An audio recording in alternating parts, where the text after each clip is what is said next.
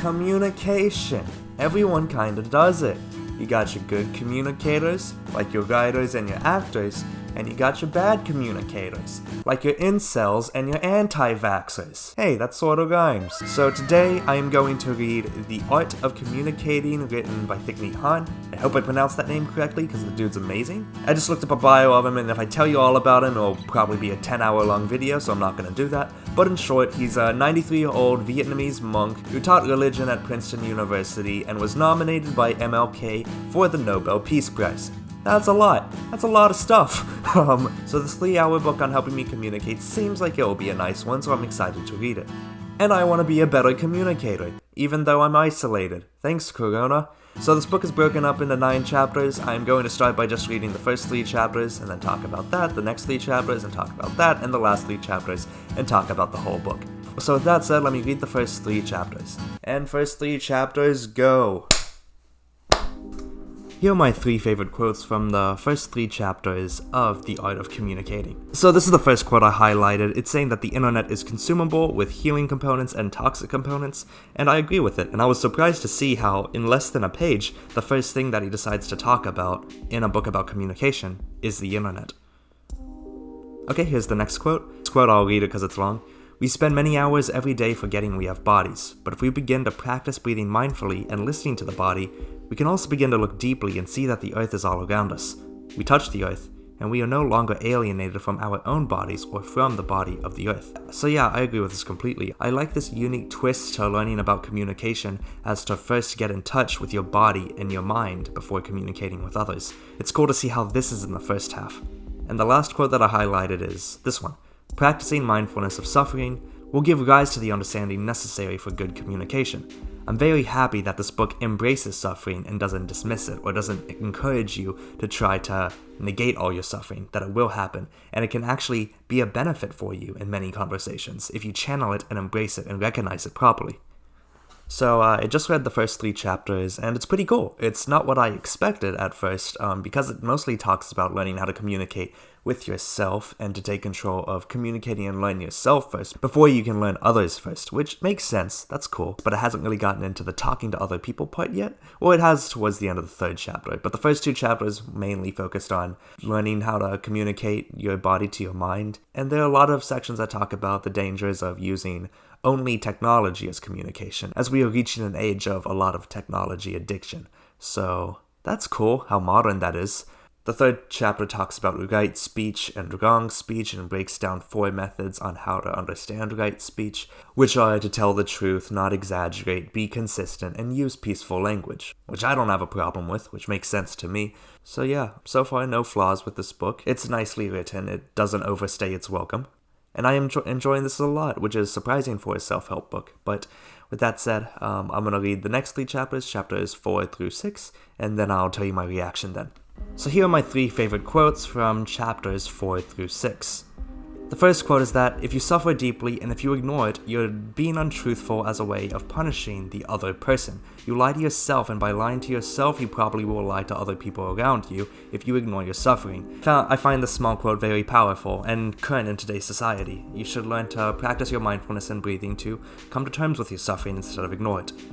Now, this next quote I'm interested in because it talks about how 1, your suffering is not your fault, and 2, how you coming to terms with your own suffering will be able to help you and the people around you and anyone from your future generation. It says that the suffering was passed down from previous generations ago upon you, so if you learn to come in terms with it, you're helping not only yourself, but you, your loved ones, and all of your descendants.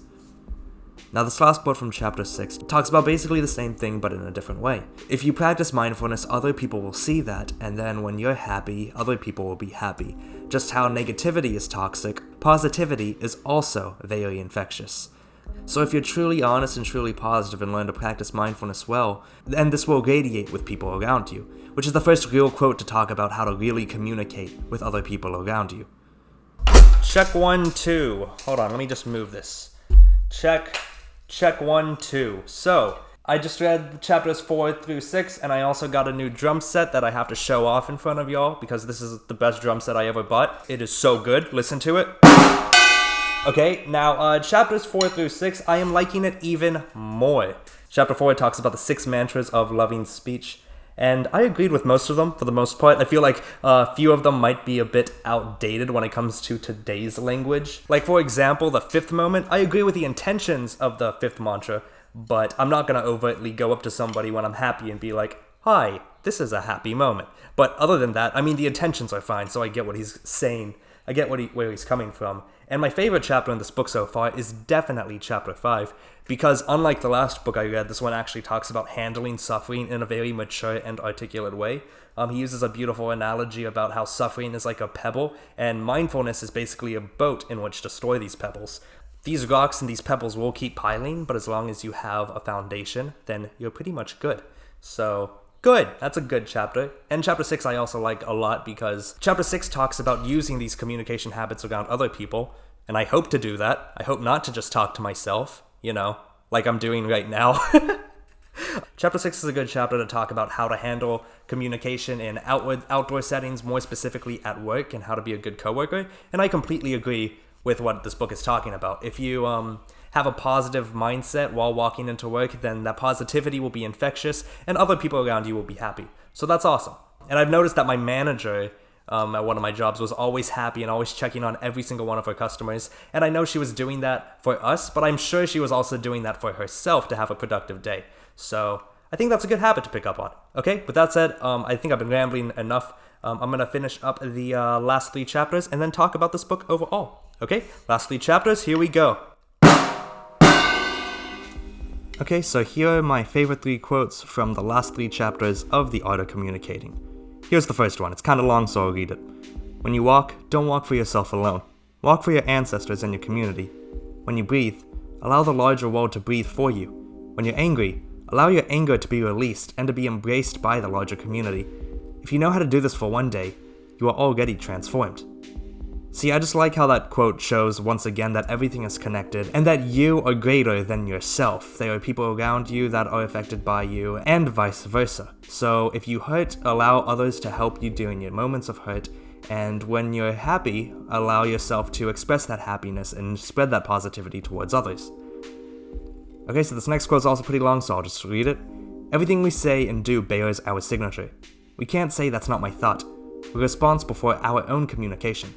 So if it happens that yesterday I said something that wasn't right, I have to do something today to transform it. I completely agree with the irreversibility of what we say and what we think. However, the book does later on show how you can come to terms with your past and to accept your past, which is my next quote. Take time to go back and tenderly embrace that wounded child within you. You can talk to the child with language of love. Our wounded child is not only us. He or she may represent several generations of ancestors. Our parents and ancestors may have suffered all their lives without knowing how to look after the wounded child in themselves. So I love this quote because it shows that the more you can come to terms with your past self, the more you are helping your past generations and the people around you and your past ancestors. That might sound a little too zen and spiritual for some people, but I like, again, how it wraps up pretty much most of what this book is talking about. By HarperCollins Publishers. All rights reserved. Yeah, it's pretty good. It's actually really good. Okay, I'm gonna get up from my bed and give a review. Clap. Alright, I read the book. I had a few hours to think about it. Got my list of pros and cons right here. So let's talk about The Art of Communicating, written by Thich Nhat Hanh. Now, this book is basically a guide on improving your skills of communication to not only around the people with you, but most importantly, to yourself. The main thesis of this book, or the main message that I got away from this book, is that you need to spend most of your time learning how to communicate with yourself and practicing mindfulness with yourself before really just trying to communicate with others. When you're able to control and maintain and get a grip on your own mindfulness and your own maturity, then you can start to expand that same process towards others, which will yield to very rich conversations and thus improving your communication skills. And I completely agree with that. So my first pro is that when it comes to current day society, this book is very authentic and very current.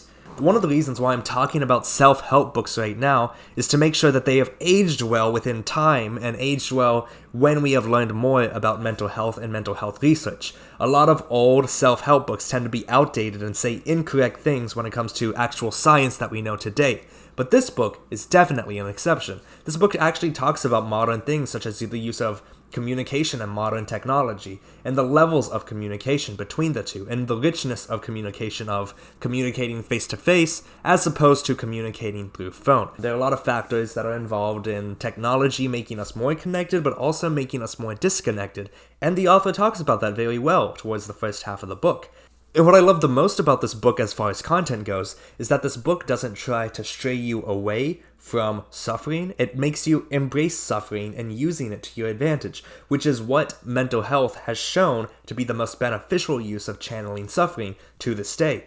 That's why I was not a big fan of the 4 agreements in my last video, because that author tends to argue that we can escape suffering and suffering is not going to come to us, and that we can live a life with absolutely no suffering.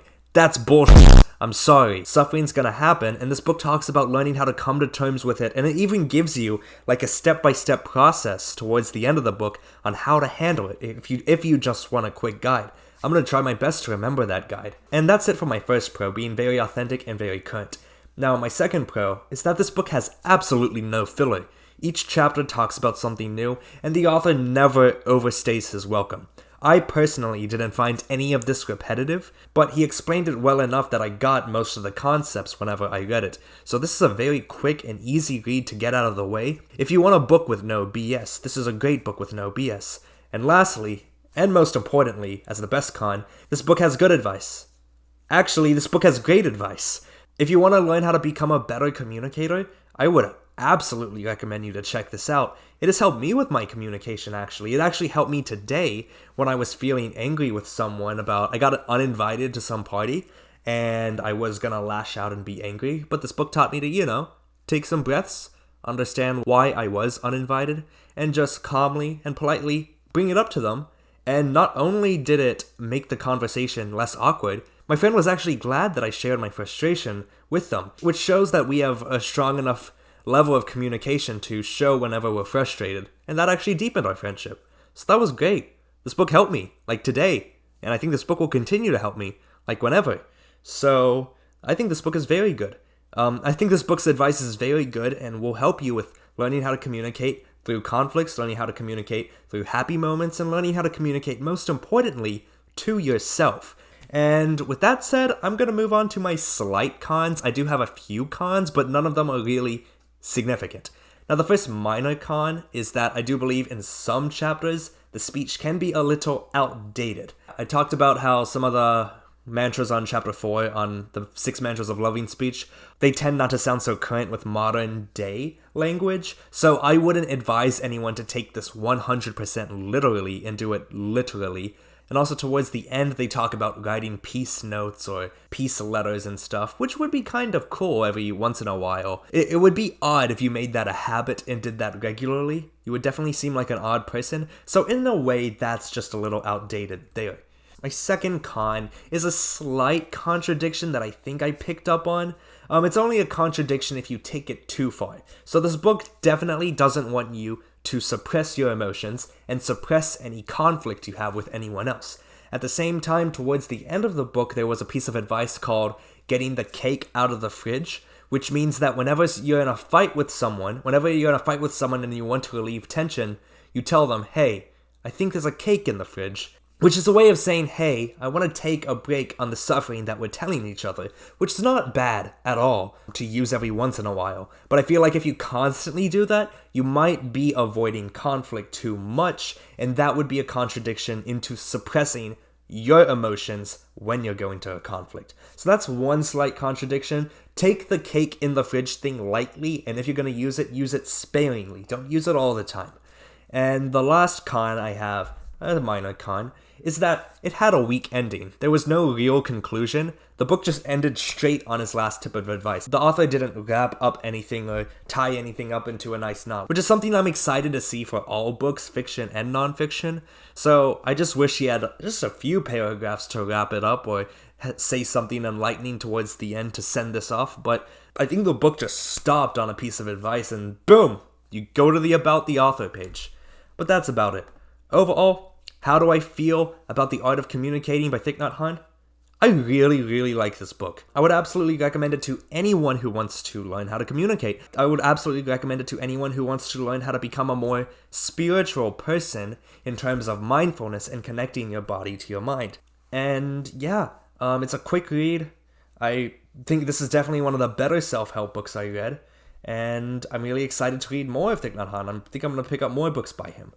Okay, so if I'm going to give The Art of Communicating a rating, I would give it a B-. Alright, that's it for my review. Great book, glad I read it, super quick, and yeah, I'm just gonna wrap it up here. Alright, if you enjoyed the video, feel free to give it a like, I'd appreciate it. If you have any requests to what I should read next, comment below and I'll see if I can get to it. And if you want to be subscribed on my channel, feel free to hit the subscribe button and ring the bell for notifications. Also, comment telling me happy birthday, it's kind of my birthday today. Fan my ego, do it, love you. Alright, with that said, I'm gonna see you guys in the next video. Until then, I'm out. Peace!